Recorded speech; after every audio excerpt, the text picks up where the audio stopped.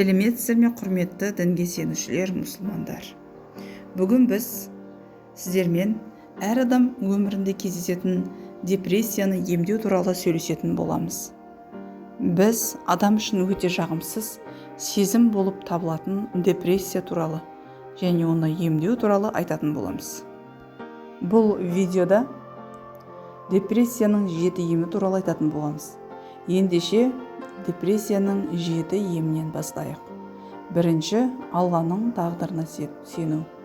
Иман келтірген мұсылмандардың ең үлкен жетістігі Алланың тағдырына сену.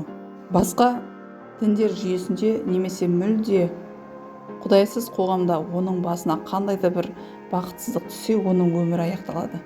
Ол үшін бәрі бітетіндей. Яғни өмір сүру адамдарға қызық емес.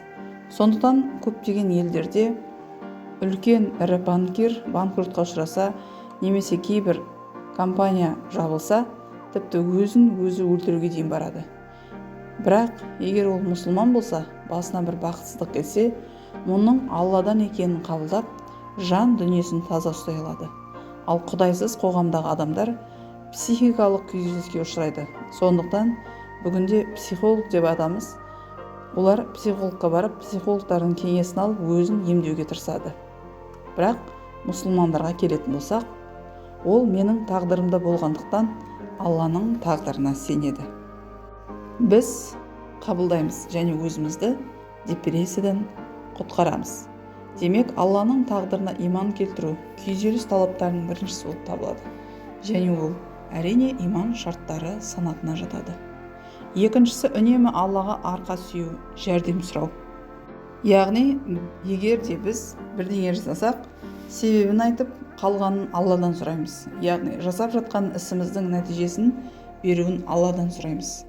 Тақуалықты көп адамдар қате түсініп, еш нәрсе істемей, Аллаға тәуекел етіп, Алладан құтқару күтеді. Ендеше, Аллаға тәуекел етіп, нәтижесін Алладан күттік. Әрқашан Аллаға тәуекел етіп, Аллаға жалбарынып, нәтижесін Алладан күтсек, Алла оны міндетті түрде береді. Тәңірге сеніп, жәрдем сұрауды біз ғана білуіміз керек. Ештеңе істемей отырып, Алладан жәрдем сұрауды жалқаулық, сенімділік, маскүнемдік деп атайды. Яғни, бұл жалқаулық тәбеттің болмауы. Бұл жағдайда еш нәтижеге қол жеткізе алмайсыз. Мұндай жағдайды Алла Тағала да шариғатымызда айыптайды. Әрине, көп еңбек ету керек. Бірақ Алладан нәтиже күту керек. Үшінші, жұмысымыз жүріп, асығымыз алшысынан түсіп тұрған кезде Аллаға жалбарын, мадақ айт, мойынсұнып дұға ет. Сонда Алла Тағала құлына қиын кезде жәрдем береді. Яғни, жұмысымыз жақсы жүріп жатқан кезде, асығымыз алшысынан түсіп тұрған кезде, өзімізден айырылып, өзімізді қойырға жер таппай, бұрынғыдан да жақын болып, Аллаға жалбарынып шүкіршілік етуіміз керек. Мойынсұнушылық дұғамызды күшейтуіміз керек. Сонда Алла Тағала бізге қиын кезде жәрдем береді. Төртінші, кез келген жағдайда өзімізді ұстауды үйренейік, босаңсып қалмайық. Пайғамбарымыз күшті мүмін әлсіз мүміннен артық деген. Мықты иманды болуға тырысайық. Ешқашан бос және көңілсіз жүрмеңіз. Біз мүмін мұсылмандарға лайық емеспіз.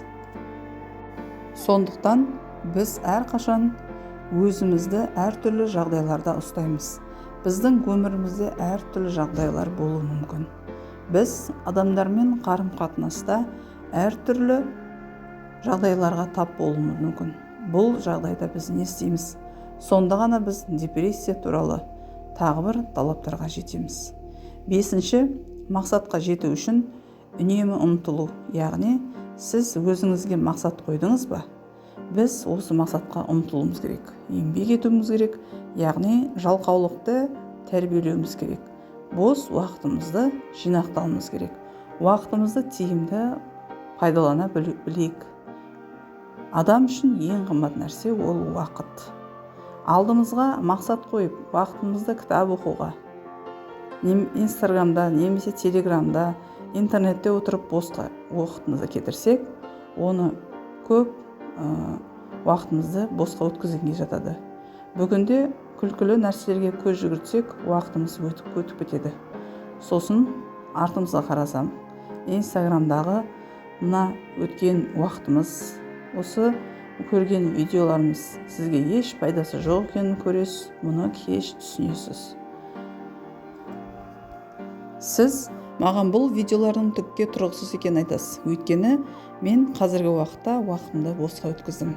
Сіз мақсатыңызға ұмтылуды үйренесіз. Әрқашан мақсатыңызға ұмтылыңыз. Бірақ сіз бір нәрсені мақсат еттіңіз бе? Жарайды. Қандай жағдай болмасын, осы жолда талпынсаң, нәтижеге жетесің. Депрессиядан алыс боласың. 6-шыдан, жауапкершілікті еш ойланбастан алып, оны орындауға ұмтылу жоғарыдағы талаптардың заңды жалғасы. Қандай да бір жауапкершілік келсе, еш ойланбастан жасаңыз. Жауапкершілікті алыңыз және көп жұмыс жасаңыз. Содан кейін сіз басқа адамдарға қарағанда үлкен нәтижелерге жетесіз және сіз депрессияға түспейсіз, өйткені сіздің алдыңызда мақсат бар. Сізде жауапкершілік бар, күш бар. Бұл сізді әрқашан қозғалтады және күресуге көмектеседі. Сіз әрқашан алға және жоғары қарай ұмтыласыз. Бұл әрбір мұсылман үшін үлкен жетістік. Бұл мүмін мұсылман үшін үлкен пайда. Сондықтан әрқашан жауапкершілікті өз мойныңызға алып, талпынудан жалықпаңыз. 7-ші, өміріңізді жақсы жаққа өзгерте алатыныңызға сену, яғни өзіңізге сену. Көп нәрсе адамның өзіне деген сенімсіздігінен болады. Сіз өз өміріңізді өзгерте алатыныңызға және осы жолда әрекет ете алатыныңызға сеніңіз. Тек осылай ғана нәтижеге қол жеткізесіз. Егер сіз өзіңізге сенбесеңіз, қадамдар жасамасаңыз, ештеңе жасамасаңыз, сіз бұрынғыдай күйге түсесіз және одан да жаман жағдайға түсуіңіз мүмкін. Сондықтан қателесуден қорықпаңыз. Еңбек еткен адам қателеседі, бірақ қателіктер біздің тәжірибемізді кеңейтуге ғана қызмет етеді. Қателік жасау арқылы біз шегінбейміз. Біз алға қарай жылжи береміз. Сондықтан еш нәрседен қорықпай, өз өмірімді жақсы жаққа өзгерте аламын деп сену депрессияның талаптарының бірі. Пайғамбарымыздың қиссаларын оқимыз. Олардан сабақ алыңыз. Өмірлеріңіздің соңы сабақ, өткені Құран кәрімнің көп бөлігінде пайғамбарлар тарихы баяндалған. Осындай кітаптарды тауып оқу.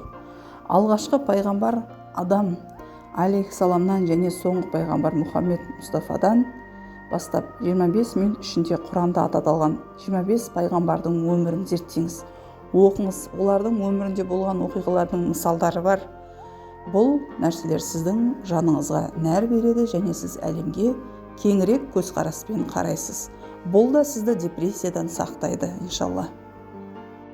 Міне, құрметтілерім, біз сіздерге күйзеліске қарсы 7 емнің түрін айттық. Осыларды барынша ұстану сізге де, маған да, баршамызға қайырлы болсын. Алла істеріңізге береке берсін. Алла әрқашан жанымызды сергітіп жүре бер. Ең бастысы иман нұрын, иман қуанышын жоғалтпау. Алла баршамызды жарылқасын, жүрегімізді иман нұрымен нұрландырып, намазымызды орындап, адамдарға жақсылық жасаудан жалықпайық. Құранымыз бен дұғаларымыз уақытында орындалсын. Сонда өміріміз әдемі болады, иншалла.